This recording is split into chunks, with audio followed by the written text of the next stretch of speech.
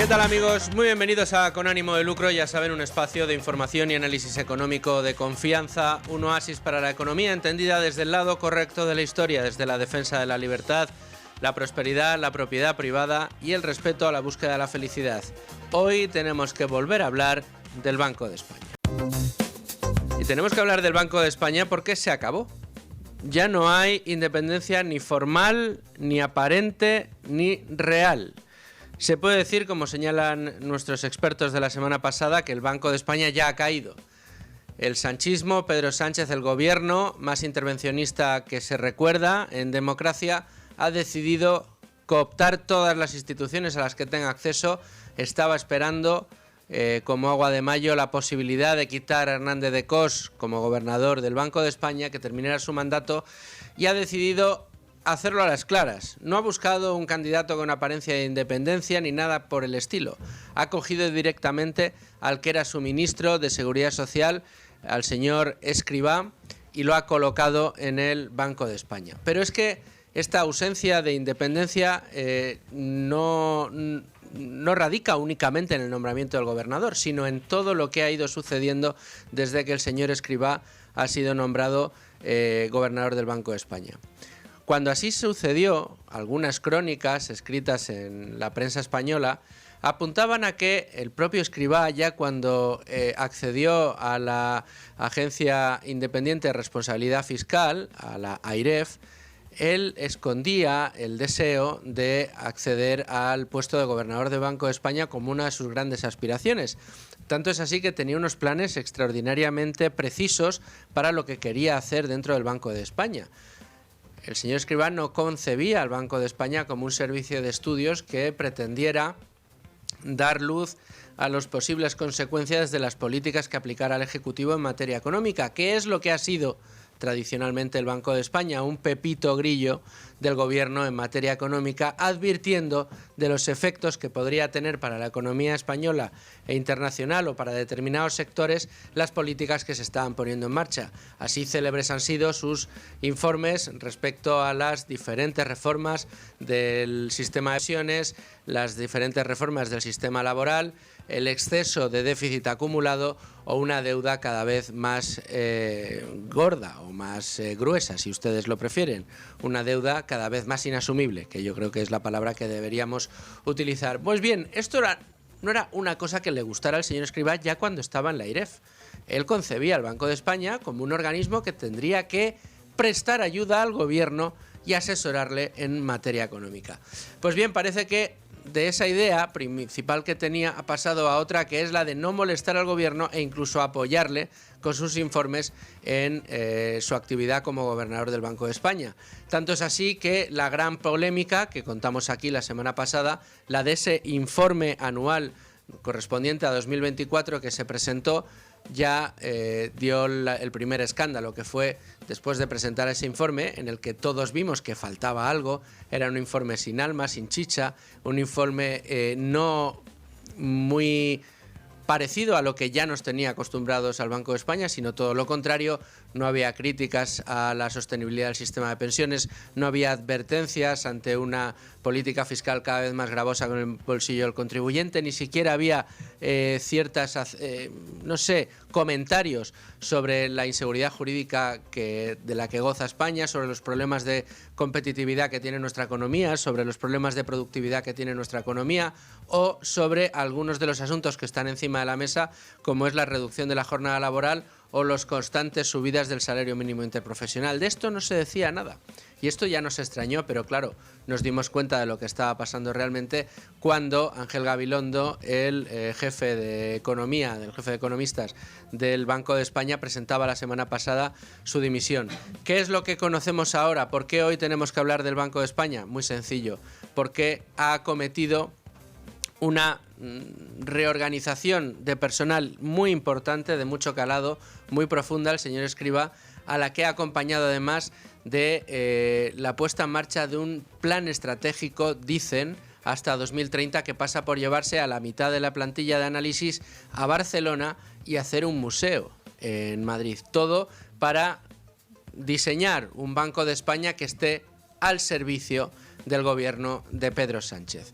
Esto es lo que dicen los expertos que se han acercado a esa remodelación que plantea ahora mismo el señor Escrivá, y es lo que podemos ver de lo que nos ha demostrado en este tiempo que lleva como gobernador del Banco de España. No es de extrañar que su llegada al Banco de España haya sido como nunca antes se había producido, que es directamente desde el despacho de un ministerio del gobierno de España en ese momento. Como les decimos, el Banco de España ha caído. Como les decimos, el Banco de España ya no tiene ni siquiera un intento de aparentar independencia. No, tal y como quería el señor Escrivá, según nos cuentan, será un aparato al servicio de los intereses del gobierno. Enseguida vamos a profundizar en este asunto con los mejores expertos, pero antes déjenme que echemos un vistazo a la portada de Libre Mercado. ¿Qué tal, Beatriz García, jefa de Libre Mercado? Muy buenas. Me estaba diciendo fuera de micrófono que era Ángel Gavilán, no Gabilondo. Sí, perdonen lapsus. Ustedes el lapsus. A lo mejor Ángel Gabilondo, que todos sabemos quién era, que también había sido ministro, igual no hubiera presentado su dimisión por eso. Perdonen ustedes el lapsus. Vamos con precisamente el Banco de España, ¿no? En la información que tenemos ahora mismo abriendo el periódico. Sí, está siendo inédito lo que está ocurriendo en el Banco de España. Ayer se sucedieron varios episodios rocambolescos. Primero, Escrivá presenta una nueva remodelación de su esquema organizativo, donde la dirección de Economía, el número 2 de Ángel Gavilán, el consejero huido de Escrivá después de presentar un informe completamente sesgado sobre la economía española, donde se obvia por completo la reforma de las pensiones, que casualmente es la que ha impulsado su actual jefe, José Luis Escrivá. Entonces, bueno, pues Carlos Tomás, ¿no? Si no estoy mal. Carlos Tomás, el número 2 de Ángel Gavilán. Efectivamente, Escrivá lo mueve a otra oficina de estabilidad financiera, una dirección que sí que ellos preparan informes de estabilidad financiera, pero más macro, más de analizan las entidades bancarias de nuestro país, analizan el ahorro de los hogares, y bueno, son informes que están pues menos dependientes del poder político, más bien de la actuación política, no como el informe anual. Vamos, que la lupa no la pone en el día a día de las actuaciones del gobierno y en la económica actuación del gobierno, sino que es pues de estabilidad financiera del mercado financiero. Entonces, Carlos Tomás pasa a esta oficina. Todavía no está claro si esto es un castigo o no, pero sí que es verdad que pone a quien estaba en la Oficina de Estabilidad Financiera, en la dirección, como número 2 de la Dirección de Economía, esta polémica Dirección de Economía, que es la que se encarga de evaluar el informe. A esta oficina le falta un jefe, que es el que el Banco de España está buscando fuera, pero sí que es verdad que Escrivá ha puesto de número 2, un cargo que podíamos pensar, parece que apuntala ahí la influencia de Escrivá en la Dirección de Economía, porque si tú acabas de poner un número 2 no va a llegar uno nuevo y te lo va a quitar. Si hubieses dejado al viejo, que era Carlos Tomás, ya tienes como excusa para moverlo, pero claro, si tu jefe directo acaba de poner un número 2, cuando llegues tú en junio no le vas a desautorizar. Entonces, bueno, pues estas son lecturas que podemos hacer de todos estos movimientos, que además la Dirección de Economía la deja de 4 departamentos en 2, o sea, está troceando la Dirección de Economía, y la parte de Barcelona que han sacado muchos medios desde el Banco de España. A mí me insisten, no, va a ser una dirección nueva, es ciberseguridad, análisis de datos, son nuevos, no nos vamos a llevar a nadie de la Dirección de Economía. Pero por otro lado, pues la rumorología es que vienen de este departamento. Veremos a ver en qué fase están. En el Banco de España nos dicen que ya están haciendo entrevistas personales, que también es gente de fuera, y que los que van a ir a Barcelona, que podríamos ser cualquiera de nosotros, básicamente. Bueno, vamos, teniendo unos conocimientos en la materia que son específicos. Entonces, pues entre esta tormenta nos encontramos con otra, que es el Consejo del Banco de España, o sea, es decir, Escrivá, que saca un nuevo comunicado inédito, y explica cómo se fraguó el polémico informe. Le echa las culpas primero a Trump, que fue la primera revisión del informe. No, es que mira, habíamos visto que Gavilán no tenía demasiado en cuenta el efecto de Estados Unidos y de los aranceles de Donald Trump en la economía española. Bueno, pues echan el informe para atrás. Luego hay una segunda versión y una discusión en la que reconocen que ha habido diferentes sensibilidades entre el Consejo, diferentes sensibilidades que consiste, o sea, lo que viene siendo la última versión del informe y el informe que se presenta son 100 páginas menos. O sea, las sensibilidades consiste en recortar. Sacar la tijera de podar y quitar todo lo que a la sensibilidad superior molesta. Sí, y agradecen al directivo huido su labor una semana después, que es sorprendente. O sea, hace una semana dimitían, no había ninguna palabra de apoyo, afecto hacia la trayectoria profesional de Gavilán en el Banco de España, y ya por fin le dicen que es que, claro, que como Gavilán les ha dado las gracias a los del Banco de España, pues que ellos también le agradecen su labor, su profesionalidad y su humanidad o algo así, no sé si es la palabra exacta, humanidad. Pero bueno, un despropósito. El Banco de España, pues ha estallado por los aires esta institución. Desde luego, una institución más que se suma a la cartera de instituciones que ya tiene bajo su control este gobierno. Más asuntos, increíble lo de las vacas, te tengo que confesar que es uno de los temas que más me ha gustado. El DNI de las vacas, bueno, pues sí, pues los ganaderos estaban bastante enfadados, a nosotros nos hace gracia porque claro, o sea, que el gobierno te esté pidiendo el DNI electrónico de la vaca es como para... ¿Sabes que no sé dónde van a estar los controles? Tengo ganas de ver el oficial del gobierno de Sánchez... Oficial de pasto. Vigilando el DNI de cada vaca y comprobando si tiene las mismas manchas, si el cuerno está en el mismo sitio. Vamos, no sé cómo van a querer diferenciar. Pero desde luego, fuera más allá del chiste y de la mofa, que yo creo que lo merece una iniciativa de estas características, no deja de ser nuevos problemas, nuevos gastos, nuevos costes para el sector ganadero, que ya está bastante castigado en este sentido, ¿no? Claro, y bueno, ellos lo que defienden los ganaderos es que ya hay una trazabilidad de los rumiantes, o sea, que ya tienen en la oreja la etiqueta de identificación. Dicen que ya con ponerles la grapita en la oreja identificando al animal, pues que el control que lleva funcionando décadas y que no ha habido ningún problema, que no se ha perdido ninguna vaca y que es completamente eficaz, que no necesitamos ahora sacar el DNI de los rumiantes. Pero bueno, que a partir del 30 de junio el gobierno pretende que este pendientito que llevan todas las vacas lo verán cuando van al campo, pues que sea digital y se registre, pues eso, telemáticamente cada vaca, y pues un mayor coste, y como si no tuvieran los ganaderos otras cosas que hacer, pues ahora dedicarse a pasar a digital a sus animales.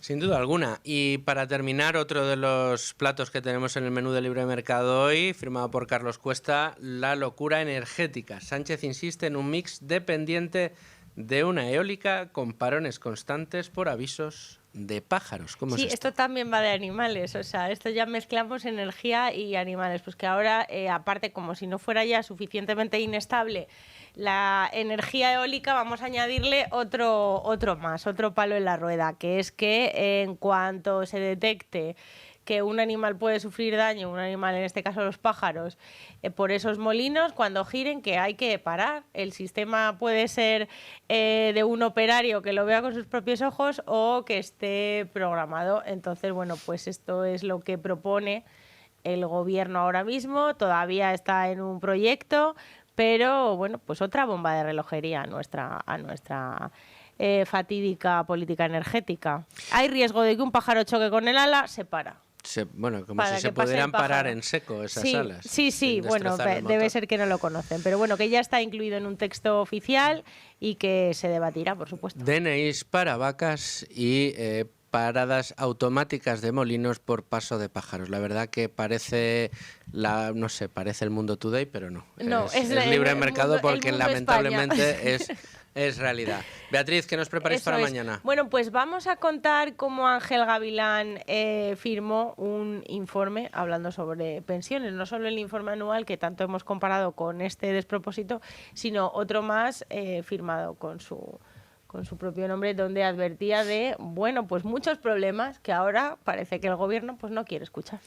Pues aquí estaremos para contarlo también mañana y leerlo atentamente. Muchísimas gracias, Bea. A vosotros.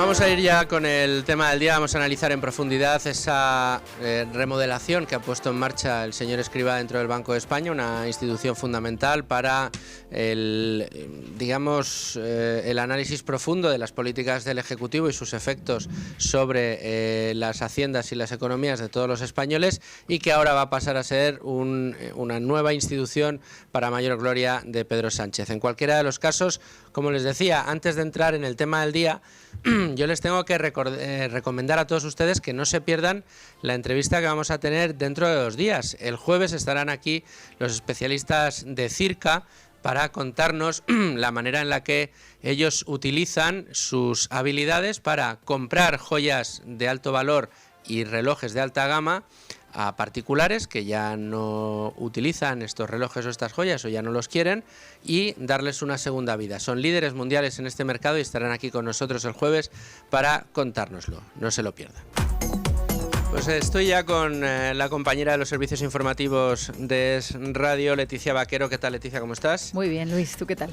Bien, mira, analizando este nuevo organismo, esta nueva institución, mejor dicho, que ha pasado de nuevo. Tenía antes independencia, no solo formal, sino también aparente. Siempre la ha tenido el Banco de España, siempre ha criticado de una manera casi irreverente en algunos casos las políticas que ponían en marcha los distintos gobiernos, del signo que fuera.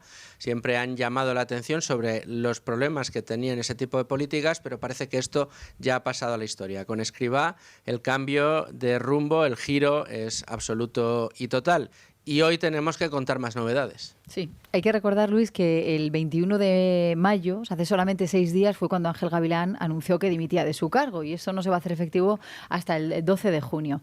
Es una muestra más, como dices, de esas diferencias insalvables que hay con el nuevo gobernador del Banco de España, pero José Luis Escrivá, dentro del plan de reestructuración que ha aprovechado, ¿no?, viendo esta dimisión, pues lo dio a conocer en el día de ayer, y ahora se está fijando en el número 2 de Gavilán para cambiarle de puesto. Se trata de Carlos Thomas, que ostentaba el cargo de director general adjunto de Economía. O sea, a partir de ahora le van a mover de departamento, va a ir a la Dirección General de Estabilidad Financiera, es decir, mantiene el cargo de director general, pero con un nuevo cometido. Muy importante, es un trabajo muy alejado de la elaboración del informe anual, que es el que redacta el Departamento de Economía y Estudios Económicos, el que ahora prácticamente ha desaparecido ese departamento, ¿no? Bueno, Tomás ahora ya no tendrá que analizar las políticas económicas del gobierno, no va a tener que advertir de los riesgos de las mismas, porque ahora lo que hacen es empujarle a otro departamento, al encargado de analizar entidades financieras o también macroeconomía, por tanto, alejado de la acción de gobierno. Si hay algún tipo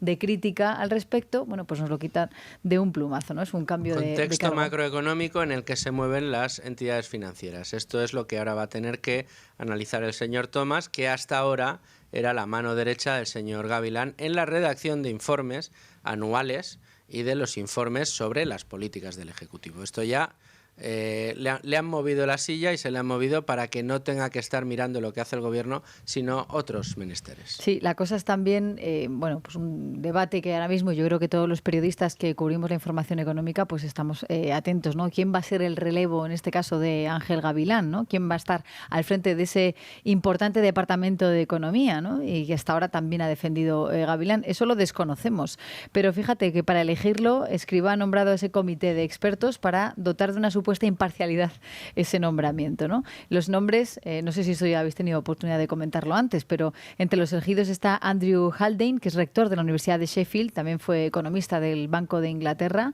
el mexicano Alejandro Werner, que es director del Georgetown Americas Institute de la Universidad de Georgetown, también tiene una larga trayectoria en el Fondo Monetario Internacional, y luego tenía que haber una cuota española, ¿no? Y ahí es donde nos encontramos con el economista catalán Andreu Mas-Colell, que ya saben es el que fuera consejero de Economía en el gobierno de Artur Mas en Cataluña, y además en el tiempo de la consulta del 9N, en 2014. De hecho, el propio Colell fue multado por el Tribunal de Cuentas por el uso indebido de fondos públicos por aquello. Bueno, pues esto, mira qué curioso, así lo enfoca La Vanguardia, dice que forma parte, el nombramiento como sabio, ¿no?, este departamento de expertos para nombrar al nuevo director de Economía del Banco de España. Esto es un proceso de normalización política, así lo enfocan en La Vanguardia en el día de hoy. O sea, que se ha buscado de excusa para decir que no nombra a dedo al sucesor de Ángel Gavilán, al señor Andrew Handel, que es de la Universidad de Sheffield, ex economista jefe del Banco de Inglaterra, al señor Werner de la Universidad de Georgetown y a Andreu Mas-Colell, que fue multado por el Tribunal de Cuentas por el uso indebido de fondos públicos por la consulta del 9N de 2014 de Artur Mas.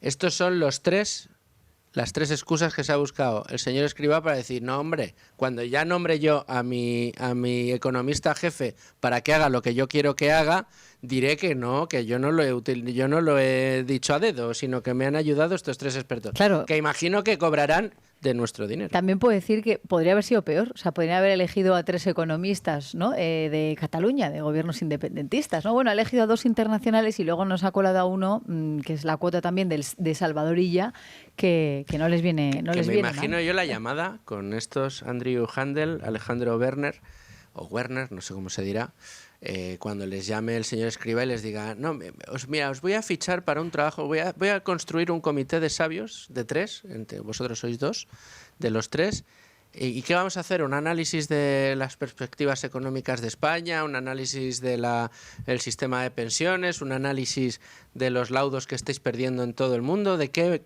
informe tenemos que hacer. No, un informe no, es para que me ayudéis a mí a elegir un economista jefe.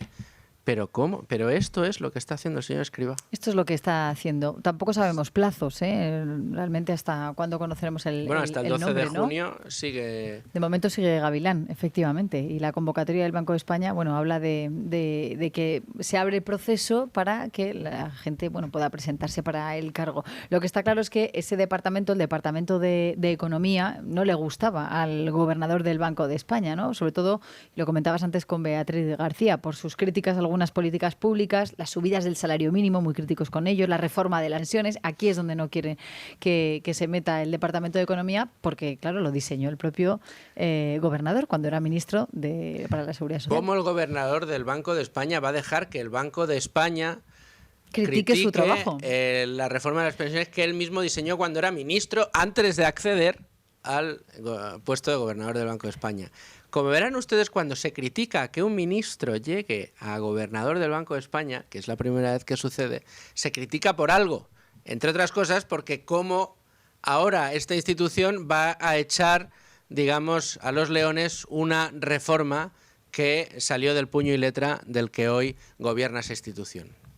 Yo creo que blanco y en botella. Cuando en septiembre fue elegido, y el otro día recordábamos lo que dijo el ministro de Economía, insistía en que era independiente y que tenía el perfil idóneo. Analizando toda clase de currículums, habían llegado a la conclusión de que Escrivá era la persona idónea para ser el gobernador, ¿no? Pero fíjate que desde que ha llegado en septiembre, o sea, no lleva ni 9 meses en el cargo, ha intentado degradar aún más el departamento. ¿Cómo? Pues quitándole el control de la estadística, quitándole también la divulgación, y ahora también me parece bastante, nos da una buena pista, ¿no? de hacia dónde va, en qué dirección quieren que vaya ese departamento, donde se ubicaba dentro del propio Banco de España. Pues ahora quieren montar un museo con las obras de arte que guarda el propio organismo supervisor. Incluso algunas fuentes que trabajan en el Ministerio del Banco de España, en el Banco de España, el Ministerio del Banco de España no está mal, ¿no? De España, pues mira, el lapsus puede haber dado una idea a más de uno. Sí, pues perdón. Al final, bueno, lo que dicen es que lo que está buscando José Luis Escrivá es poner una placa conmemorativa con su nombre de que él fue la persona indicada, la que diseñó este gran museo de historia del Banco de España. Pero lo curioso es que quita ya a este departamento, el cual de 4, a su vez, los ha dejado en 2, como te contaba Beatriz García. Pero luego fíjate que dentro de ese plan estratégico y de reestructuración, hoy publican diversos medios de comunicación que aprovechan la salida de Gavilán para dividir las obligaciones del departamento, ya no solo trocearlo en diferentes departamentos más pequeños, pasando de 4 a 2, sino entre Madrid y Barcelona, ¿no? Esto supondría una reducción de competencias para los funcionarios que están en la sede central en Madrid, para dar paso a la delegación en la sede de Barcelona. Fíjate que ya en el mes de febrero Escrivá anunció que Barcelona iba a jugar un papel primordial dentro del Banco de España, porque allí iban a albergar el Centro de Innovación para el Desarrollo de la Inteligencia Artificial y de Nuevas Tecnologías. en el ámbito de las finanzas y de la economía, ¿no? Bueno, en este sentido, de nuevo, es un guiño, no solo a la descentralización, sino también a otras comunidades autónomas y más como la de Salvadorilla, en connivencia con el independentismo catalán. Y esta medida, o por decirlo de alguna manera, esta información, ¿no?, publicada hoy por medios de que estarían pensando en trasladarlo también a Barcelona, ha sido tildado de tontería por la consejera de Economía y Hacienda de la Comunidad de Madrid, que ha estado en un desayuno informativo. Escuchamos a Rocío Albert. El Banco de España, que era uno de los grandes reductos de la independencia de nuestro país, pues es uno más que ha sido atracado, pero la última hondanada es que quiere trasladar parte del Banco de España a otra región. Yo creo que es una tontería. Yo creo que lo que trata es de distraernos de la enorme podredumbre que está asolando y la corrupción política que tiene nuestro gobierno central. Bueno, esto es lo que decía la consejera de Economía, Rocío Albert, de la Comunidad de Madrid. Es cierto, y antes lo contaba Beatriz García, el Libre Mercado se ha puesto en contacto con el Banco de España, aseguran que no es así, que no están pensando en trasladar ni trocear ese departamento hasta Barcelona, sino que su plan consiste en crear solamente un centro de innovación. Pero es muy curioso que lo lleven hoy varios medios de comunicación por fuentes del Banco de España, efectivamente. Hay algo curioso, Luis, en todo esto y en cómo está siendo las relaciones de muchos trabajadores del Banco de España con el gobernador, porque fíjate que el servicio de estudios, el que hasta ahora todavía sigue llevando a Ángel Gavilán, entre sus trabajos principales está el más importante, el trabajo estrella, el informe anual, como estamos comentando. Ese departamento lo que tiene que hacer a la hora de elaborarlo es primero tener en cuenta lo que dice el gobernador, ¿no? En función de lo que diga, más el análisis que has realizado, te pones a redactarlos. Ese borrador después pasa al Consejo para que haga sus observaciones y porque pida alguna serie de modificaciones antes de aprobarlo. Eso era lo habitual, pero hasta ahora, porque ahora lo que ha hecho Escrivá ha sido desde el minuto 1 intervenir. Directamente se ha cargado un montón de capítulos, luego no sé si hasta qué punto ha entrado ahí el Consejo, en total son 10 capítulos, más de 100 páginas, pero que ya aparecía en la primera versión del informe. O sea, en la primera versión este año ya había diferentes modificaciones, eso es lo que no es demasiado normal. Y explican muchos que antes Pablo Hernández de Cos lo que hacía era intentar convencer al Consejo y a los analistas con diferentes puntos de vista, y que ahora, sin embargo, lo que hace Escrivá es imponer. Imponer y quitar, podar ese tipo de informes, y ahora está pues moldeando esa Dirección General de Economía o de Investigación o de Análisis a la imagen y semejanza de lo que él quiere para el Banco de España, que es lo que estamos viendo y que también nos has resumido, Leticia. Bueno, pues vamos a estar muy pendientes de las novedades que vengan del Banco de España. Todavía tenemos que conocer el resultado de ese comité de expertos para saber quién es el nombre, la mano derecha del señor Escrivá dentro del Banco de España. Y eso sí, nosotros tendremos que hacer nuestro trabajo, Leticia, y desde aquí, desde los medios de comunicación, al menos desde los medios de comunicación libres como este, pues tendremos que analizar cada una de las acciones que tome el Banco de España y denunciar de nuevo esa falta de independencia cada vez que veamos que se produce. Es lo que haremos, que es nuestro trabajo, y aquí lo contaremos. Y que tú lo haces tan fantásticamente bien. Leticia Vaquero, muchísimas gracias. A ti. Hasta luego. Y entramos en la parte de análisis del programa. Lo hacemos en primer lugar con un compañero periodista que ejerce en El Independiente y que siempre nos viene estupendamente para analizar este tipo de conchaveos políticos que vemos en instituciones, como es el caso del Banco de España. Él es Rubén Arranz, también compañero en Big One Media. ¿Cómo estás, Rubén? ¿Qué tal? ¿Cómo estáis? Oye, encantado, gracias por llamarme una vez más, encantado de hablar con vosotros. Bueno, un placer como siempre, y es que tienes ese colmillo retorcido que hace falta tantas veces en nuestra profesión, Rubén, para poder analizar con un poquito de perspectiva y yendo un poquito más allá las cosas que vemos que suceden. La semana pasada en el programa, mientras analizamos la salida o la dimisión presentada por Ángel Gavilán después de que le mutilaran hasta 100 páginas del informe, decíamos que el Banco de España había caído, que ya estaba del lado de Sánchez. Lo que no nos podíamos imaginar, o al menos incluso yo no era capaz de imaginarme, es que la forma en la que iban a cercenar, a emascular la independencia del Banco de España iba a ser tan obscena, tan a la vista, tan cacareada, tan burda, ¿no? claro, bueno, de hecho es un número 2 y lo han cambiado de Sí, de eso departamento. es lo que Carlos hemos Tomás estado se llama, ¿verdad? Sí, Carlos Tomás ahora Sí. le han sustituido por Galo Nuño, Mm. y a Carlos Tomás, que era la mano derecha de Gavilán, le han colocado a mirar a los bancos y a mirar el contexto macroeconómico para que no mire demasiado las políticas del Ejecutivo. Es increíble. Vamos a ver, yo creo que merece la pena hacer un ejercicio. A Escrivá, cuando estaba al frente de la IREF, nos lo vendían como un beso suelto, como un independiente, como una persona que no respondía a intereses de los partidos, sino que simplemente se limitaba a hacer su labor funcionarial. Escrivá después, unos años después, cuando ya se demostró que realmente escondía un socialista detrás de ese gestor independiente... Fue descubriendo su socialismo a medida que iba adelgazando, ¿no? Correcto. Fue parejo. Sí, eso es. Posteriormente ya nos lo vendieron cuando era ministro y cuando ellos se proponían asaltar el Banco de España, nos lo vendieron como un gestor experimentado. Entonces podemos establecer una comparación con otra persona que también saltó del Banco de España, de consejero, como fue Marín Quemada, a una institución cuando le nombraron presidente de la CNMC. Marín Quemada, en lugar de seguir instintos que todo el mundo tiene o digamos que obligaciones de protección, demás, actuó de forma independiente. Lo primero que hizo fue abrir expedientes a Repsol y posteriormente lo hizo con diferentes empresas y con diferentes sectores. Y es verdad que fue una persona criticada al frente de la CNMC, pero hombre, yo creo que por lo menos actuó con cierta determinación. Hubo un salto del Banco de España a una institución y nadie le acusó de ser de un partido o de otro. Todo el mundo tiene fallos en la gestión, todo el mundo tiene filias, todo el mundo tiene fobias.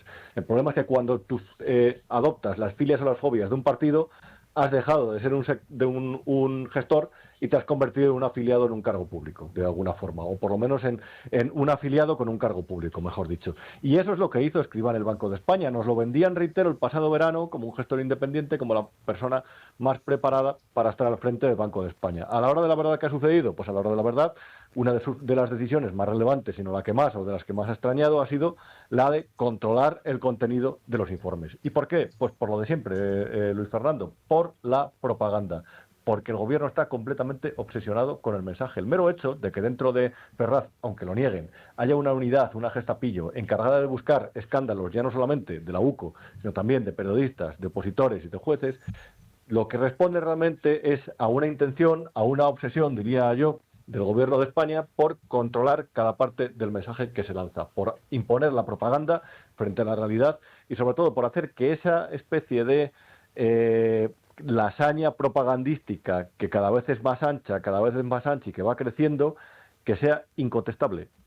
El mero hecho de que el Banco de España, a partir de ahora en sus informes, se muestre de una forma crítica sobre cuestiones sobre las que ha metido el dedo en la llaga en el pasado, como por ejemplo el salario mínimo, las pensiones, en realidad lo que hace es inhabilitar la institución, lo que la convierte es en una parte de... se puede hasta etiquetar a una parte como un apéndice de la publicidad institucional, porque realmente si tú estás intentando hacer una evaluación de la economía española y te saltas dos de los aspectos más relevantes o de los que más debate ha generado, no estás haciendo un trabajo objetivo, no estás haciendo un trabajo útil, estás haciendo un papleto. Es quizá por eso, por lo que ya extrañaba o chirriaba mucho que este gobierno hiciera de nuevo lo que ya está acostumbrado a hacer, que es esa puerta giratoria de los despachos del gobierno a los despachos de las principales instituciones, ¿no? Ahí lo hemos visto en el tema de la justicia, en su día con Dolores Delgado, lo hemos visto en este caso con el Banco de España. ¿Cómo va? O sea, quiero decir, no habría ninguna norma que lo impida porque era demasiado burdos. Nadie se atreverá a colocar a un ministro como gobernador del Banco de España porque ¿qué va a hacer el Banco de España cuando le toque criticar las políticas o analizar las políticas económicas que puso en marcha cuando era ministro el actual gobernador? Es que es evidente y de ahí la poda de 100 folios que le aplicó el señor Escrivá al señor Gavilán en el primer informe que le puso delante. Es que esas puertas giratorias este gobierno está acostumbrado a utilizarlas de una manera que ya no escandaliza. Y es quizá una de las cosas que más tenemos que destacar, ¿no, Rubén? El callo que hemos hecho los españoles ante este tipo de utilización burda del poder, ¿no? Completamente. De hecho, y si recuerdas, Luis Fernando, cuando preguntaron al gobierno, a la portavoz del gobierno, con respecto a este cambio, al nombramiento de Escrivá, Sí. lo que dijo es que era una persona preparada para el cargo. Fue como aquello de Carmen Calvo en el Consejo de Estado, que estaba sobradamente preparada y había acreditado la experiencia necesaria para ejercer ese cargo. Faltó luego, decir, ha contestado correctamente al test que le pusimos el resto de efectivamente, compañeros. sí, Sí. y además en el test en el que venían marcadas las respuestas. Pero bueno, Sí. si es que ya puestos a hacerlo burdo, entonces a partir de ahí, cuando ellos dicen eso, ellos ya tienen diferentes, múltiples altavoces que lo único que hacen es replicar ese mensaje.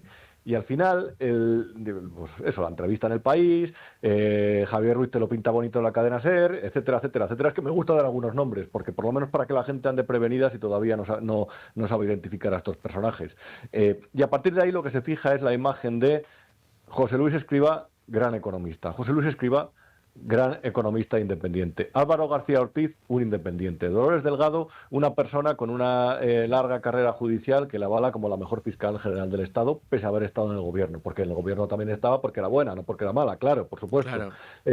Y a partir de ahí lo que se fija en la conciencia colectiva, la opinión pública, es una imagen de que el gobierno elige a los mejores o a los más preparados. Y al final, a la hora de la verdad, lo que elige es gente útil. Y la gente útil no tiene por qué ser la más preparada. A lo mejor lo es, pero a lo mejor no. Lo que pasa es que la gente útil lo que hace es lo que le conviene a tu gobierno, aunque sea a costa de mentir.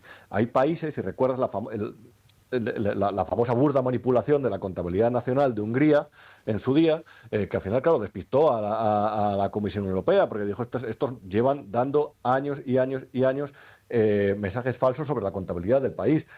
Aquí yo creo que ese proceso se está produciendo con la opinión pública. Se vende bonanzas económicas, se vende crecimiento. Es verdad que el Producto Interior Bruto crece. Ahora bien, no se vende tanto el análisis del por qué crece, el análisis, por ejemplo, del por qué en un contexto de inflación todavía continuamos teniendo déficit, la deuda no se reduce, porque en realidad la propaganda es tan fuerte que todo mensaje crítico lo aplaca. Y ahora, claro, cuando los informes del Banco de España sobre la economía española, reitero porque es que me parece especialmente relevante, dejan de subrayar lo que es incómodo para el gobierno, aunque sea relevante, aunque sea tan relevante como lo que constituye el principal gasto del Estado, como es el de las pensiones, al final lo que hace es decantar debates, ocultar la realidad y convertir los informes en completamente inútiles. Y cuando anulas las instituciones con informes absolutamente inútiles, lo que estás haciendo es desviar la atención hacia otras fuentes como por ejemplo las del gobierno, que nadie cuestione o que nadie haga un ruido mayor o un ruido más efectivo que el propio gobierno. Así se destruye un Estado y así lo que realmente se genera es un Estado peronista en el que hay verdades asentadas que son absolutas mentiras.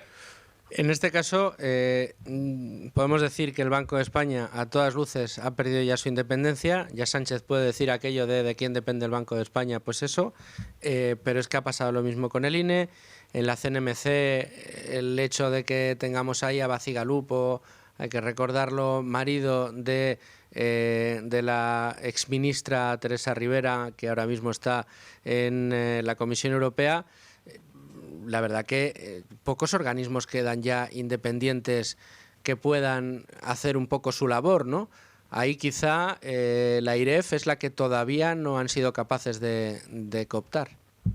Bueno, es un ejemplo muy bueno el de la CNMV, porque recuerda, Luis Fernando, que el 23 de diciembre de 2022 fue la fecha elegida para votar con respecto a lo que había sucedido cuando tomaron el asalto del Consejo de Administración de Indra y se cargaron a los independientes, a los consejeros independientes. Ese consejo de la CNMV fue nocturnidad o agostidad y alevosía. Se convocó el día antes de Nochebuena, en la víspera, cuando la gente estaba pensando en la lotería del día anterior y en la cena del posterior. Se resolvió en 5 minutos el asunto y, si recuerdas, no hubo ningún tipo de sanción por la evidente acción concertada del hoy presidente de Prisa, Josep Oburlian, con el gobierno y con los vascos de Sapa,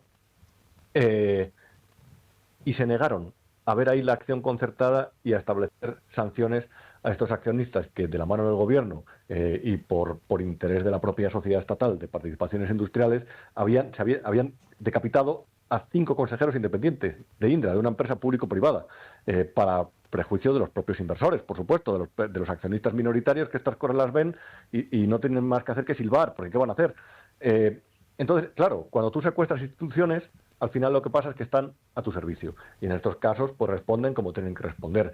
El papelón que hizo ahí Rodrigo Buenaventura, pues se recordará históricamente, porque anunció una investigación, anunció ser serios, y al final eso fue una completa comparsa. Con los informes del Banco de España sucederá lo mismo como sucede con Televisión Española, como sucede con el INE, como sucede con el CIS y con todas las instituciones en las que el gobierno no debería estar, pero ha situado a auténticos propagandistas, miembros del partido, afiliados o personas con interés en que el gobierno salga fortalecido en toda la actividad de esas instituciones. Rubén Arranz, se puede decir más alto, pero no más claro. Así que muchas gracias por estar con nosotros y por analizar este movimiento, este nuevo movimiento que deja más a las claras, si cabe, las intenciones del gobierno con su nombramiento del señor Escrivá para el Banco de España. Un abrazo a todos. Muchas gracias. Pero tenemos que seguir analizando este movimiento y tenemos para ello a uno de nuestros analistas de cabecera, el presidente de Free Market, Lorenzo Bernaldo de Quirós. ¿Cómo estás, Lorenzo? Muy buenos días, Luis. Aquí escuchándoos, como siempre, con mucho interés. Bueno, tenemos una patata caliente interesante entre manos. Estamos analizando esos movimientos que estamos viendo ya vertiginosos dentro del Banco de España para quitarle la pátina de independencia que tenía, de la que gozaba, el prestigio que había sido capaz de alcanzar con el tiempo y convertirlo en un órgano al servicio del gobierno, en este caso de Pedro Sánchez. Pero esto tiene implicaciones que son profundas, Lorenzo. El Banco de España no es una entidad que opere al margen de otras instituciones en el marco europeo. De hecho, forma parte del Eurosistema y forma parte del Consejo de Gobierno del Banco Central Europeo. Un movimiento, un giro como el que estamos viendo y que además se está haciendo a las claras y que además se está haciendo sin caretas, que se está dejando a las claras que aquí lo que se quiere es un Banco de España al servicio de los intereses del gobierno de Pedro Sánchez, ¿esto puede tener consecuencias en el papel que vaya a jugar dentro de ese eurosistema? No, yo creo que el Banco de España tiene más bien en estos momentos una labor básicamente de asesoramiento y la creación de opinión, seguimiento de la política económica del gobierno. La parte de supervisión bancaria es entre las entidades pequeñas, entre comillas, los bancos sistémicos están sometidos ya a la supervisión europea, ¿no? Y el banco tiene escasa capacidad, por no decir ninguna, de alterar de manera sustancial el funcionamiento no ya del sistema bancario y financiero español, sino obviamente del eurosistema. El problema que tenemos aquí es que una institución que en definitiva lo que tiene que hacer es ser un altavoz independiente de seguimiento de la política económica española y de lanzar mensajes independientes que reflejen de alguna manera los elementos que están por encima de la coyuntura política, está siendo absolutamente desnaturalizada. No hay precedentes de 4 directores generales que se hayan ido del banco, entre otras cosas porque hay que ser realistas, sensatos, y aunque suene muy crudo, porque no soportan los modales ni el comportamiento del gobernador. Lo que ha pasado este año con el informe anual es indescriptible. Se le ha arrebatado para su reescritura al servicio de estudios. Por parte, digamos, siendo benéficos por algunos comisarios o comisarias políticas elegidos a tal fin por parte del señor gobernador.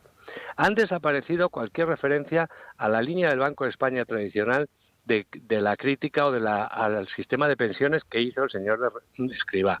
Ha desaparecido la parte de reformas estructurales en el informe anual que era crítica. Es decir, esto es a donde estamos yendo, a la conversión del banco en una caricatura aún mayor de la que fue antes de que le devolviese la respetabilidad el añorado Hernández de Cos. Y en el plano internacional, Lorenzo, el hecho de tener un Banco de España que ya no tiene ni siquiera apariencia de independencia, ¿resta credibilidad a unas cuentas, a una seguridad jurídica ya maltrecha para nuestro país?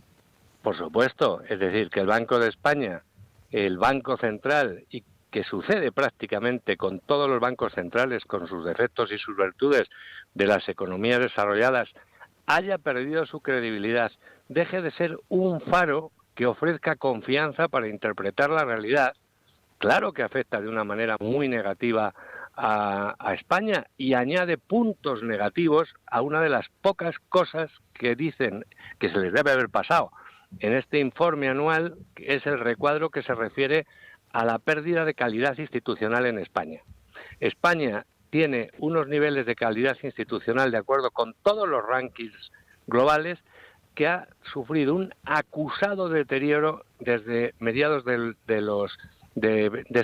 la primera década de este siglo en adelante, y que se ha agudizado enormemente. Un Banco de España que pierde el prestigio es un baldón en la credibilidad y en la confianza de España en el exterior. Y no solo en el aspecto público, sino en algo mucho más importante, en los mercados, en los inversores exteriores, es decir, en todos aquellos que analizan la economía española con la idea de entrar o salir de ella. ¿Esto es reversible, Lorenzo? Quiero decir, la entrada en las instituciones que lleva a cabo este gobierno, que está realizando desde que accedió al poder el señor Sánchez, yo creo que no escapa a nadie. En el ámbito económico ya hizo un cambio muy importante dentro del INE, se inventó aquello del PIB diario cuando el PIB no les era favorable. Ahora que les es más favorable, a lo que se dedican es a hacerle retoques constantes año tras año y siempre al alza, de una manera yo creo que también demasiado burda para lo que nos tiene acostumbrados el Instituto Nacional de Estadística.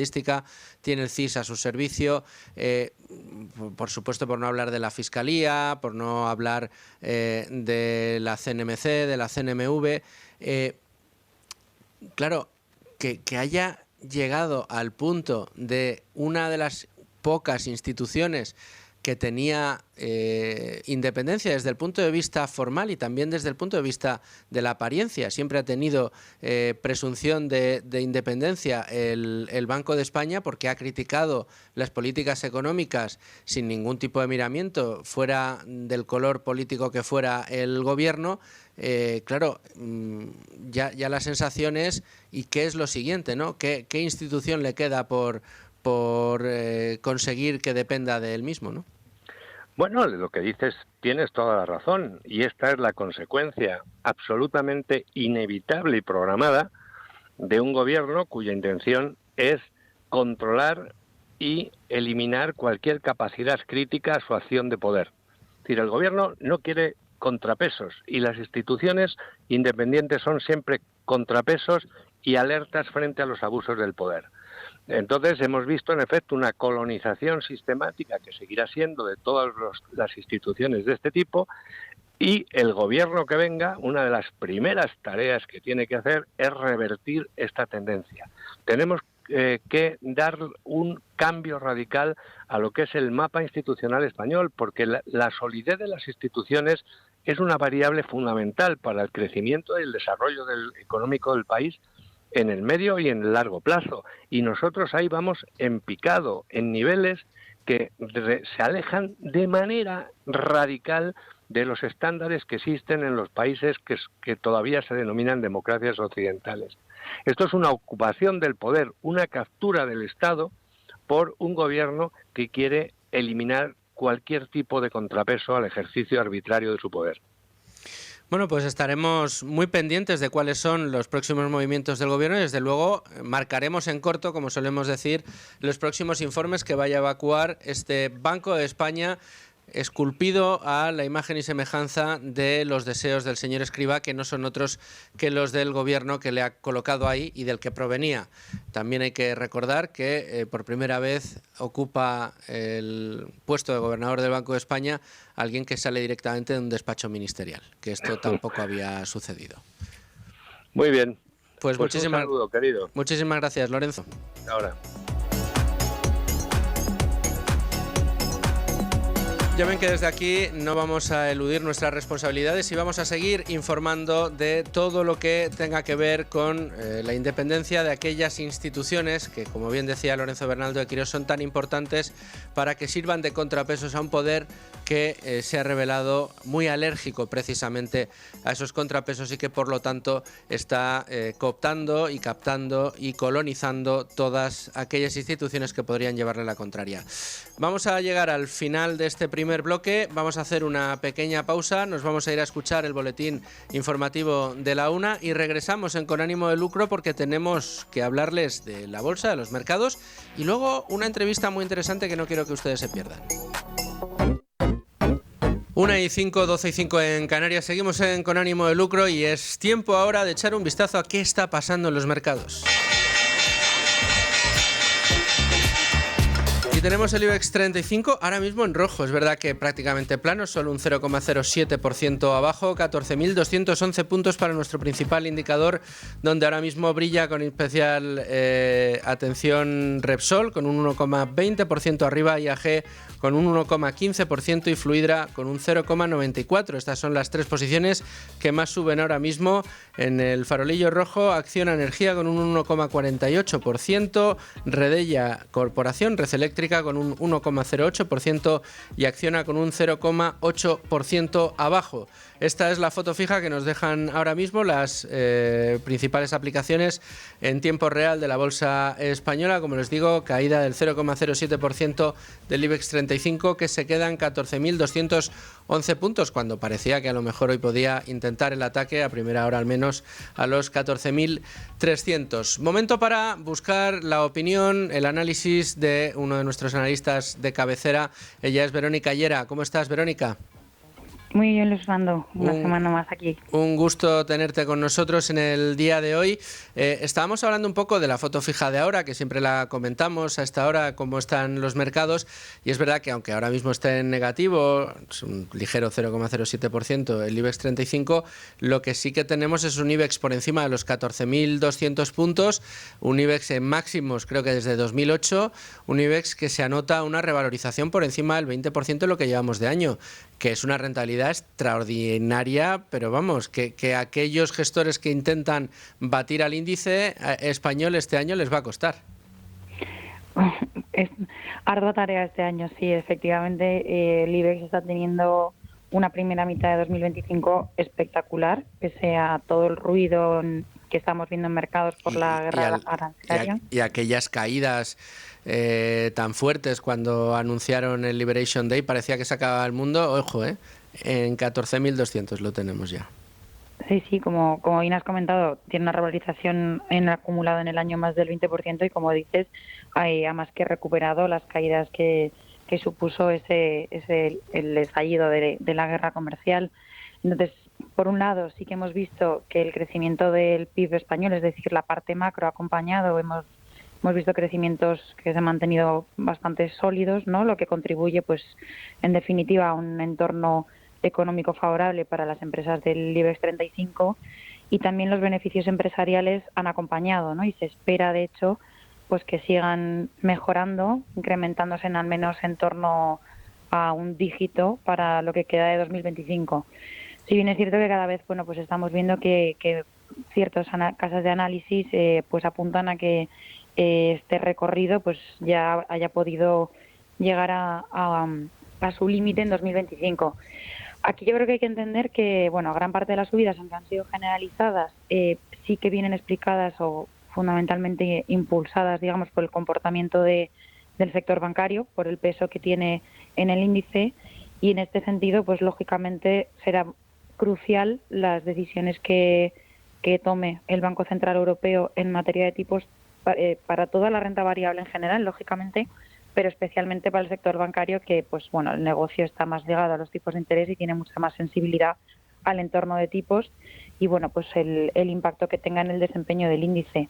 Pero en líneas generales yo sí que creo que podemos confirmar que el IBEX tiene recorrido especialmente soportado por los beneficios o las perspectivas positivas de resultados empresariales, pero esto no quiere decir que siga, o sea, que vaya a ser una línea recta, ¿no? Que al final, en lo que queda de ejercicio, pues es lógico y razonable que podamos ver recortes, dado también este buen comportamiento.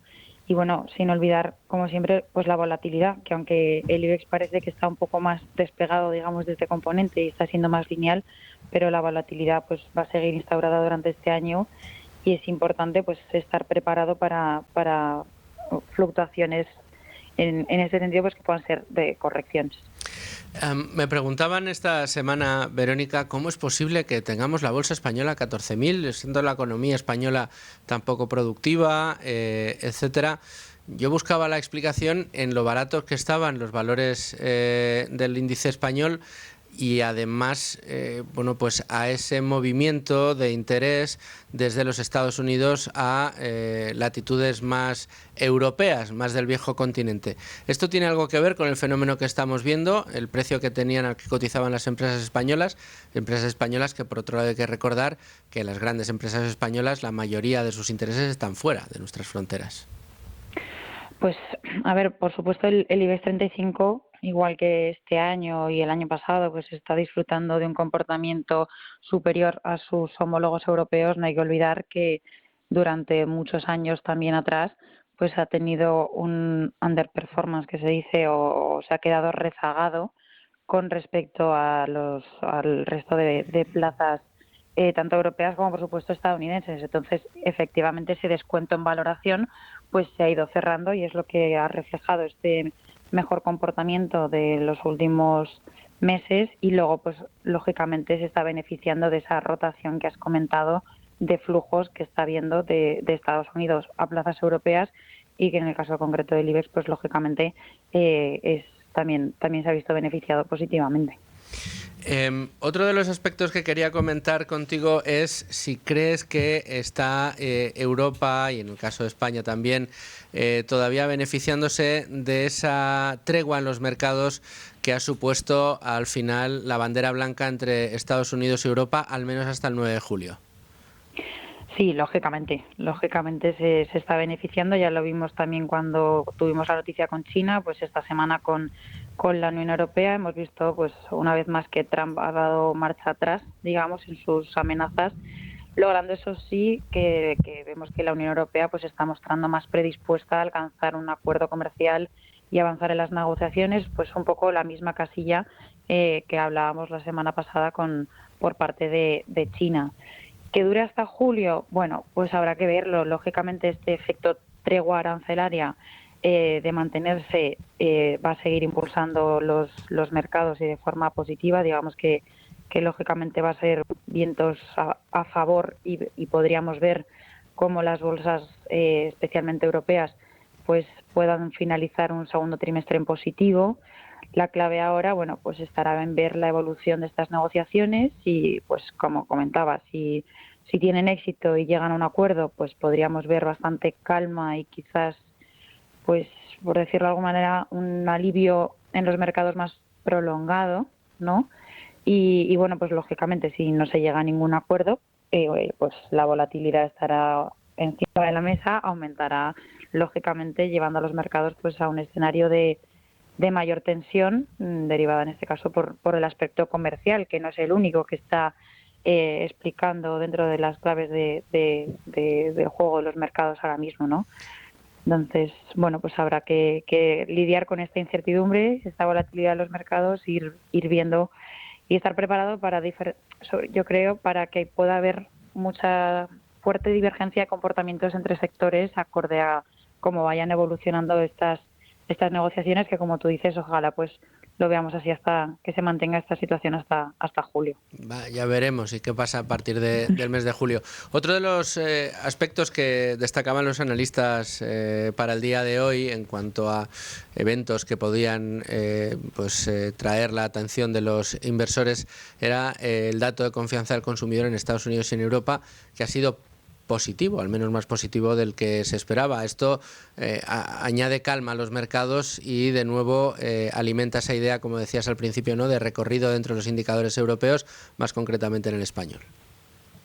Sí, por supuesto, proporciona calma a los mercados. Hemos visto, como bien dices, el dato de Europa esta mañana que ha mejorado. Tenemos esta tarde el de Estados Unidos, pero a ver qué pasa al final. Todos estos volantazos que estamos viendo, pues lógicamente erosionan la confianza de los inversores, que en líneas generales a los dos lados del Atlántico hemos visto que lleva cayendo todo 2025 y es muy sencillo, ¿no? Al final pues existe un nivel de incertidumbre tan alto que no sabemos pues las políticas económicas que se van a aplicar en el medio plazo y es imposible mantener una confianza elevada sin saber la evolución del comercio internacional. Entonces, pues lógicamente estas variables, a la par que muchísimas, ¿no? Pero la confianza del consumidor sí que es un indicador que hay que seguir, digamos, con cierta lupa, porque bueno, pues efectivamente de conseguir una mejora sostenida de la confianza de los consumidores, desde luego es un catalizador muy positivo.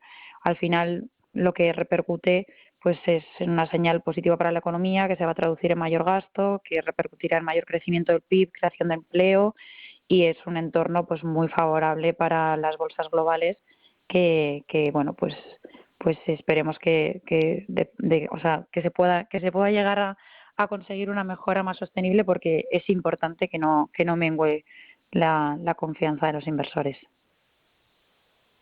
Verónica Llera, muchas gracias como siempre por querer atender la llamada con ánimo de lucro y echar un vistazo con tu opinión experta a los mercados. Gracias a vosotros. Un abrazo. Y les había prometido una entrevista muy especial ahora cuando son las 1:15 pasadas, las 12:15 en Canarias, en esta ocasión con Alejandro Labori, que es el director de inversiones en real estate dentro de Cibislen. ¿Cómo estás, Alejandro? Muy bien, ¿y tú? Oye, un gusto tenerte por aquí.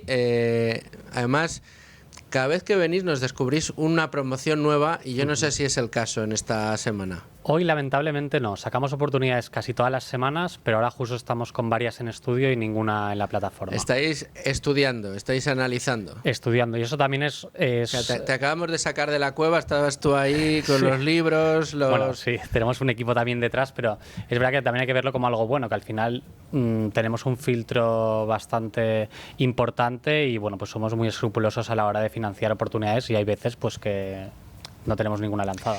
Y para aquellos que digan, ¿y este Alejandro Labori qué es? ¿Qué es esto de las oportunidades, de las promociones? Bueno, Alejandro Labori, como os decía, es miembro del equipo de Cibislen, es el director de real estate dentro de Cibislen. ¿Y qué es Cibislen? Cibislen es la plataforma de la que le hablamos tanto de crowdlending inmobiliario, que nos permite que, digamos, acerca la posibilidad de invertir en el negocio inmobiliario casi como profesionales del sector, sin necesidad de serlo, por un lado, y por otro, sin necesidad de hacerlo a la antigua, a la tradicional. Lo de comprarnos una casa, hipotecarnos, reformarla, pagar todos los impuestos que implica todo lo que ya les he dicho, y luego además buscarse un inquilino, que este inquilino les pague, que no les metan problemas, etcétera, etcétera, etcétera. ¿Se puede invertir en el negocio inmobiliario sin tener que pasar eso? Sí, se puede. ¿Desde qué cantidades? Desde poquito. Con Cibislen desde 250. Desde 250 euros, y me dirán ustedes, ya. Pero ¿y qué rentabilidad me va a dar eso? Pues mira, estamos ofreciendo rentabilidades entre el 10 y el 12% anuales, más o menos. Al final lo que nosotros hacemos es poner en contacto a pequeños ahorradores que buscan rentabilizar sus ahorros con proyectos de promoción inmobiliaria, promotores que buscan deuda para tirar adelante pues nuevos proyectos, nuevos desarrollos, y al final nosotros agrupamos a esos inversores, le concedemos un préstamo al promotor a ese tipo entre el 10 y el 12% anual, siempre con una garantía real detrás, siempre con la hipoteca del activo. Igual que cuando pues uno se compra una casa, que el banco tiene esa hipoteca, pues en este caso tendríamos esa misma garantía. ¿Y qué margen de seguridad tenéis en esas garantías hipotecarias? Vamos a centrarnos en esto, que yo creo que es también muy importante para saberlo, porque mira, aquí hay una cosa, Alejandro, que yo creo que es clave. Y al final, cuando una entidad como la vuestra, que hay que decirlo también, está auditada por la CNMV, está ofreciendo unas rentabilidades en un producto de renta fija, porque al final el inversor lo que está haciendo es prestando su dinero en un producto de renta fija, unas rentabilidades del 10-12%, no son una rentabilidad anual, no es una rentabilidad común, normalita para un producto de renta fija. Con lo cual, claro, la cabeza lo primero que te dice es, vale, estoy incurriendo en un riesgo mayor que si me comprara un bono alemán o un bono, qué sé yo, francés. Correcto. En cualquiera de los casos, dice sí, pero lo nuestro está garantizado porque tiene detrás una garantía hipotecaria. Entonces ahí, claro, ya puede haber quien diga, hombre, si falla el promotor y entonces se pone en riesgo que nos devuelvan nuestro dinero, se aplicaría una garantía hipotecaria. ¿Y hasta qué punto esta garantía hipotecaria cubre? O sea, ¿cuál es el margen de seguridad con el que trabajáis con estas garantías? O sea, al final nosotros lo vemos todo obviamente, pues el track record del promotor, el business plan, la zona, que todo tenga sentido, pero al final también es muy importante el margen de seguridad, lo que decías. Nosotros normalmente estamos en unos ratios de apalancamiento de la deuda entre el 50 a 60%, o sea, es decir, una garantía de 2 millones, nuestro préstamo suele estar en torno a 1. Es verdad que luego hay una serie, ¿no? Pues si tienes que ejecutar esa garantía, pues en España pues puedes tardar 1 año, 2 años, pero normalmente la inversión más una rentabilidad se recuperaría. Y nada, o sea, al final eso es lo importante, que no es lo mismo que esté garantizado el retorno, sino que tienes una garantía detrás en el caso de que las cosas vayan mal. Correcto. O sea, que bueno, que en el peor de los casos, si se da todo como se tiene que dar, lo único que puede fallar es el tiempo, que en lugar de recuperar tu dinero en 10-12 meses, pues tardes un poquito más. En el caso de que haya que ejecutar esa garantía hipotecaria. Pero estáis en marcha desde 2017, bueno, ¿no? Esto es importante, sí, desde 2017, regulados por CNMV, y nosotros hemos financiado ya más de 150 millones de euros y hemos devuelto ya más de 50. Y que preguntabas un poco el riesgo también, al final nosotros hemos tenido que ejecutar solo una vez la garantía hipotecaria, ¿vale? Entonces, bueno, eso al final pues da una señal de que no suele ocurrir y filtramos muy bien los proyectos. Sí, además, yo creo que es justo también decir, Alejandro, que no, o sea, hubo que ejecutar una garantía hipotecaria, pero no porque de repente desapareciera y se fugara el promotor. Bueno, este caso fue desafortunado. Fue desafortunado y fortuito. Sí, el promotor falleció justo antes de devolver el préstamo y tuvimos que ejecutar esa garantía, pero bueno, también es una buena señal de que las cosas pueden pasar y esa garantía funciona. Y todos han cobrado. Bueno, estamos en la fase final ya, pero sí, todos van a cobrar, eso es. Correcto. ¿Por qué se os ocurrió este modelo de negocio y por qué consideráis que es tan óptimo para los bolsillos de los particulares? Bueno, al final cubrimos una necesidad del mercado, ¿no? Que es deuda alternativa en el mundo de la financiación inmobiliaria, ya sea vía crowdlending o fondos de deuda, etcétera, y permitimos un acceso a estas oportunidades que normalmente, pues anteriormente estaban reservadas a inversores institucionales, ¿no? Pues puedes invertir en este tipo de proyectos antes, pues a partir de 100.000 euros a través de la entrada en algún fondo o demás, y aquí permitimos entrar desde 250 euros y poder acceder a muchísimas oportunidades. O sea, un poco la gracia de esto es, oye, si tienes 100.000 euros para invertir, no meterlos en un proyecto, sino mirarlos todos y quizá pues en los que más te gusten repartir entre 5, 10, 20 proyectos esa inversión. Entonces permites, ¿no? digamos, el acceso a una bolsa de oportunidades de proyectos que tú puedes filtrar y seleccionar, invertir en los que más te gusten y estudiar perfectamente toda la operación. Nosotros ponemos a disposición de los inversores un resumen pues de dónde está el proyecto, quién es el promotor, qué ha hecho, qué riesgos tiene la operación, el plazo, que normalmente estamos en torno a unos 15 meses, y ya el inversor pues selecciona dónde quiere invertir, y al final pues es agrandar esa oferta, ¿no? de oportunidades de inversión, pues bolsa, pisos, ¿no? fondos, pues aquí pues tienes una parte de crowdlending inmobiliario. Alejandro, para todos aquellos que les esté gustando esto que estamos comentando y que digan, oye, pues yo quiero brujulear, como decimos habitual, quiero bichear yo esa web, ¿cómo tienen que hacerlo? Entran en www.cibislend.com, recordamos con V y terminado en D, www.cibislend.com, y ahí ya van a encontrar toda la información, o tienen que dar un paso que es el de registrarse. Claro, te tienes que registrar con tu DNI, bueno, pues 4 datos que te piden estándar, y una vez estés registrado ya tienes acceso a todas las oportunidades. O sea, y lo bueno que también para el inversor no tiene ningún coste. O sea, al final nuestro modelo de negocio se cobra al promotor, en este caso, que es el que pide la financiación, y como inversor, tanto si quieres invertir como si no, no tiene ningún coste. Correcto. Mira, otra de las preguntas incómodas que nos ha llegado, aunque ya las hemos hecho en alguna ocasión, pero que me parece además muy pertinente porque es muy lógica, ¿no? Hay alguno que nos pregunta, dice, ¿y por qué van a pagar un promotor a estos de Cibislend un 13% de interés, un 14% de interés, cuando la financiación bancaria está ofreciendo financiación mucho más barata? ¿Por qué se van a exponer a esto? Bueno, al final nuestra deuda entra en una fase mucho más inicial a la del banco. O sea, al final el banco, lo hemos hablado alguna vez, te pide tener la licencia, te pide tener un 60% de preventas, te pide tener el suelo comprado con fondos propios. Entonces, realmente sin una deuda alternativa, ya no solo crowdlending, sino deuda alternativa en general, hay muchos proyectos que no verían la luz. Pues ese suelo, el promotor no tiene de repente 3 millones para comprar un suelo, pues lo compramos mitad a mitad con el promotor y le damos 1 año y medio pues para que consiga la licencia, consiga vender y demás. Y luego ya entraría, por ejemplo, esa financiación más senior, más barata bancaria. Entonces, al final, no es tanto un tema de coste coste de comparar versus la financiación bancaria, sino que lo nuestro es una etapa anterior y donde el banco normalmente no entra. Pues, por ejemplo, eso puede ser etapas anteriores o otro tipo de proyectos donde la banca tradicional no está cómoda, como podría ser la financiación de villas, por ejemplo, que obviamente como no se prevenden y se venden al final, alguien que se gasta 2, 3, 5 millones de euros en una villa quiere ver cómo está construida y qué tal, y no pagarla sobre plano, se espera al final, tú no pagas un 25% sobre plano de una villa, hombre, puede pasar, pero no es lo habitual. Entonces la banca ese tipo de producto tampoco lo financia. Y luego también, importante decir, esa rentabilidad es, dices, hombre, más rentabilidad, más riesgo, ¿no? Eso es importante, pero al final también, sobre todo más que riesgo, también es una prima importante de liquidez. Al final es importante decir que tal y como tú inviertes en bolsa, pues tú puedes retirar el dinero cuando quieres, aquí no. Tú aquí inviertes a 15 meses y hasta que el promotor no devuelve el capital, no se devuelve. Entonces, por eso también esos tipos de interés más elevados y más atractivos para compensar esa prima de liquidez. ¿Y qué tipo de promociones estáis financiando? ¿Centros de datos? ¿Estáis financiando más vivienda residencial, turística, hotelera? La realidad que más del 90% residencial. Al final es lo que también el inversor entiende, es lo más sencillo, lo que hay más demanda a día de hoy. También hemos invertido en activos terciarios, en alguna residencia estudiante, algún hotel y demás, pero principalmente residencial puro y duro. ¿Y esto quiere decir que un inversor que invierta con vosotros, que le guste una promoción, qué sé yo, en Madrid, o alguien que nos esté escuchando desde Alicante, vive allí, conozca la zona de la que habéis puesto una promoción en marcha? Creo que alguna hay por Alicante o por... Bueno, si todo va bien sacaremos una en breve en Alicante. Mira, me has adelantado y no sabía. Sí.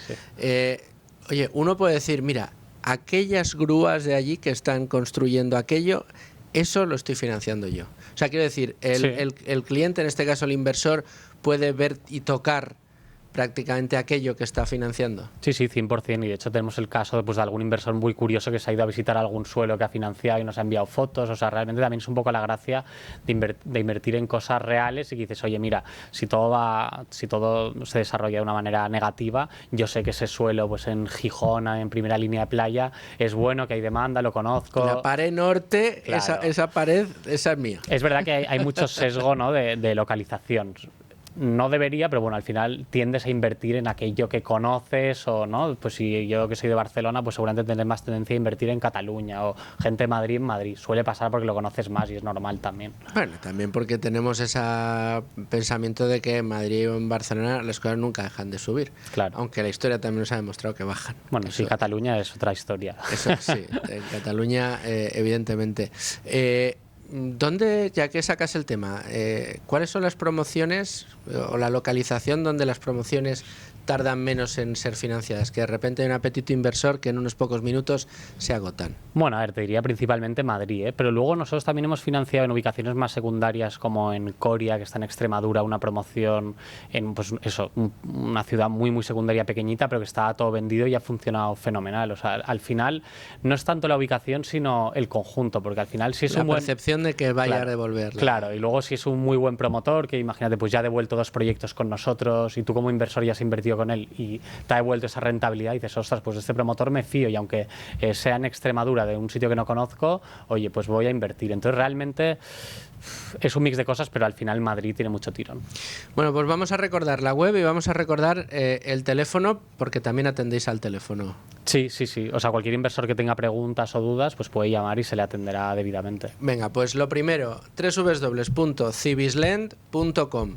Ahí primero entran, bichean, además si buscan en equipo pueden ver a Alejandro Laboria, a Agustín Vara de Rey, que también viene a veces, a Íñigo Torroba, que también viene a veces. Los puede conocer a todo el equipo de Cibislend y ponerles cara.